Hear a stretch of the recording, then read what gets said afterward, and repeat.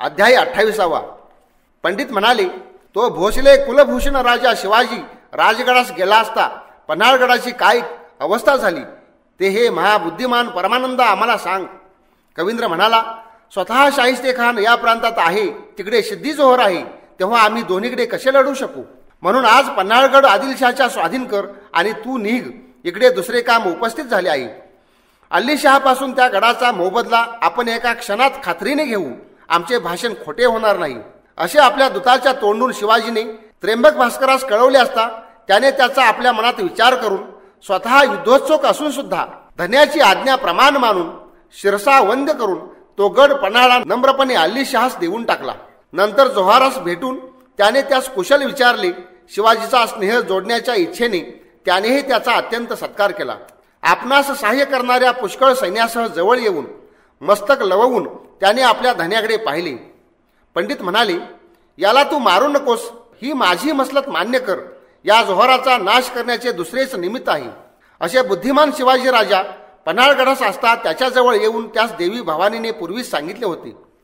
तेव्हा तो कोणत्या निमित्ताने व कसा मृत्यू पावला ते सर्व हे कवींद्र आम्हाला सांग, कारण तू कुशल आहेस. देव जसे नित्य अमृतपान करीत असताही तृप्त होत नाहीत, तशी भागीरथीच्या तीरी आपली वाणी सारखी उत्सुकतेने ऐकूनही आमची तृप्ती होत नाही.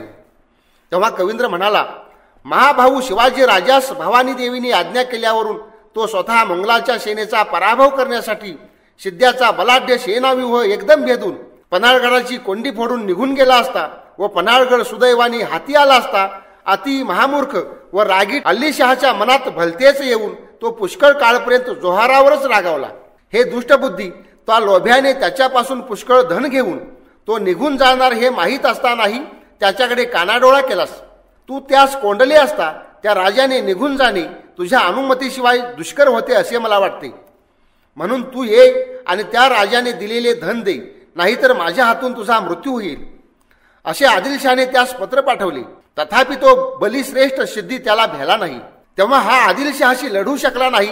तेव्हा लगेच दुर्गाप्रमाणे दुर्गम अशा कर्नूलाचा त्याने आश्रय केला. नंतर त्या आदिलशहाने कळू न देता काहीतरी युक्तीने जोहारास मद्याबरोबर विष देवविले. उपकार करणाऱ्या जोहारास ज्याने अपकार केला त्या आदिलशहाचा हा केवढा मोठा मूर्खपणा. देवीच्या प्रसादाने तो अमानुष गीत व अजिंक्य राजा भोसला वेढा देऊन बसलेला मोठ्या शत्रुसेनेच्या हातावर तुरी देऊन जर त्या गडावरून निघून गेला तर त्यात त्या जोहराचा अपराध नाही असे आम्हाच वाटते. परंतु हे विषयांतर राहू द्या. प्रथम आरंभलेले श्रेष्ठ चंद्रदर्शनाने उच्चमळणाऱ्या अमृतसागरासारखे गोड सविस्तर वर्णिले जाणारे शिवरायांचे चरित्र आपण सर्व पंडितांनी ऐकून आपल्या हृदयामध्ये साठवावे. वेढा देऊन बसलेल्या सिद्ध्याच्या हातावर सो पराक्रमाने तुरी देऊन बलवान शिवाजी भोसला जो राजगडावर येतो तोच मोंगलाच्या बलाढ्य सैन्यानी अद्भुत युद्ध करून पराक्रमाने लढणारा संग्रामदुर्ग काबीज केला. ती बातमी राजगडावर ऐकून सर्व राजनीती वेत्यांमध्ये श्रेष्ठ असा तो शिवाजीराजा सचिवास असे म्हणाला. शिवाजीराजे म्हणाले, दुसऱ्या कार्यात गुंतल्यामुळे मी दूर असता चाकण नगरी संग्रामदुर्गासह हातची केली. ती घेण्यास कठीण असली तरी तिच्यावर स्वतः चालून जाऊन ती किल्ल्यासह मी आत्ताच घेऊ इच्छितो. परंतु दुसरे जे निकडीचे कार्य उपस्थित झाले आहे त्याच्या प्रयत्नास आपण सर्वच यापुढे लागू. ज्यास सहाय्य करता नाही अशा कोणत्याही मनुष्याच्या हातून या जगात शत्रुसेनेचा पराभव होणे अशक्य आहे. म्हणून शहाण्या राजाने शत्रूंचा नाश करणारे सैन्य मोठ्या प्रयत्नाने सतत बाळगले पाहिजे. ज्याच्याजवळ पुष्कळ द्रव्य नाही अशा मोठ्या राजास सुद्धा त्या प्रकारची सैन्य बाळगता येत नाहीत. पैशापासून पैसा अतिशय होतो, पैशापासून धर्मही वाढतो, पैशाने कामही प्राप्त होतो, म्हणून पैशाची प्रशंसा करतात. कुल, शील, वय, विद्या, पराक्रम, सत्यवादित्व, गुणज्ञता, गांभीर्य ही पैशापासूनच उत्पन्न होतात. पैशानेच लोकांना इहलोक व परलोक अगदी निश्चितपणे प्राप्त होतात. द्रव्यहीन पुरुष जिवंत असूनही नसल्यासारखाच असतो. ज्याच्याजवळ विपुल पैसा असतो त्याला मित्र असतात. ज्याच्याजवळ पैसा असतो तो पराक्रमी असतो. ज्याच्यापाशी पैसा असतो त्याला सर्वच सहाय्य करतात. म्हणून पृथ्वीराजाप्रमाणे स्वसामर्थ्याने या पृथ्वीचे दूध काढून सर्व प्रांतातून खंडणी वसूल करून ज्याच्यावर हे जग अवलंबून आहे तो पैसा घेऊन येईन. त्यानंतरच अगस्त्य ऋषींनी समुद्राचा जसा सूड घेतला तसा तिकडे दिल्लीपतीच्या मामाचा चांगला सूड घेईन. याप्रमाणे राजाने सभेत बसून योग्य व राजनीतियुक्त भाषण केले असता त्यास विनयशाली सचिव म्हणाला, पैसा हा सामर्थ्यवान आहे असे जे आपण म्हणता ते तसे नाही असे कोणता शहाणा माणूस वितंडवादाचा अवलंब करून उलट म्हणेल. समर्थाच्या सामर्थ्यामुळे पैशाच्या ठिकाणी सामर्थ्य येईल, पण असमर्थाजवळ असलेला पैसा हा लाभकारक नसतो, तर तो केवळ अनर्थकारकच होय. सर्व लोकांजवळ जो पैसा आहे तो तुझाच आहे असे आम्ही जाणतो, म्हणून हे महातेजस्वी शिवाजी राजा आपण मुलुखगिरीवर जावे. शिवाय सध्या दिल्लीपतीचा मामा सेनापती शाहिस्ते खान हा संग्राम दुर्ग जिंकून निश्चिंत व गर्विष्ठ होऊन पुढे चाल करून पुण्यास येऊन राहिला आहे. हे पराक्रमी राजा, तू राजगडावर आहेस असे ऐकून मनात अत्यंत भीती वाटून बहुधा त्याच वाटेने तू आपली सेना सह्याद्रीवरून खाली पाठविल. चालून येणारी ती सेना सह्याद्रीवरून ज्या योगे खाली उतरणार नाही अशी प्रथम तजवीज करावी, मग दुसऱ्याही गोष्टी सर्व प्रकारे कराव्यात. सचिवांचे असे समयोचित भाषण ऐकून त्या महाबुद्धिमान व पुण्यशील राजास ते चांगले वाटले. पंडित म्हणाले, 73,000 घोडेस्वारासह शाहिस्ते खानाने पुण्यास आपले ठाणे देऊन पुढे काय बरे केले. तेव्हा कवींद्र म्हणाला, समोर असलेल्या कारतलव नावाच्या कार्यकर्त्या यवनास बोलावून त्यास तो एकांतात असे म्हणाला. शाहिस्ते खान म्हणाला, तुझा बाप अजबड उझबेक वंशातील जशवंत हा प्रतापवान आहे आणि तू सुद्धा आपले हे वय युद्धातच घालवित आहेस. बलाढ्य गालिबास जिंकून सध्या सोबळाने प्रचंडपूर घेऊन तू मला येथे दिलेस. अजिंक्य असा तो सह्याद्रीचा अधिपती शिवाजी युद्धामध्ये कसे दुष्कर कर्म करतो हे तुलाही माहीत आहे. सह्याद्री पादाक्रांत केल्याशिवाय तो अजिंक्य व गर्विष्ठ सह्याद्रीपती शिवाजी आमच्या ताब्यात मुळीच येणार नाही. म्हणून माझ्या आज्ञेने तू आज सेनेसह लगेच सह्याद्री उतरण्याचा जोराने विचार कर. हे वीरा, आजपासून मी तुझ्या अधीन आहे. सह्याद्री उतरून मला मोठे यश मिळवून दे. चौल, कल्याण, भिवंडी, पनवेल आणि नागोठणे ही तू हस्तगत कर. महाबलवान व पराक्रमी मोठी आयुधे असलेले कच्छप व चव्हाण, अमरसिंह, मित्रसेन व त्याचा भाऊ सर्जेराव गाढे, अजिंक्य रायबागीन, जशवंत कोकाटे, महाबाहू जाधव हे अत्यंत माननीय असे मी सैन्यासह पाठवलेले सेनानायक विरोचना मागून जसे असुर गेले तसे तुझ्या मागून येतील. सर्व सैन्यांचा म्होरक्या असा तू अव्यग्रपणाने पुढे हो. अत्यंत प्रिय करणारा जो तू, त्या तुझी मी पाठ राखीन. याप्रमाणे त्या सेनापतीची आज्ञा होता क्षणीच हा प्रख्यात पराक्रमी वीर वीरांसह निघाला. नंतर लोहगडच्या दक्षिणोत्तर मार्गाने तो निर्भयपणे सह्याद्री उतरू लागला. नलिका यंत्रासारख्या त्या पाऊल वाटेने जात असता ती सेना पदोपदी अतिशय कुंठित झाली.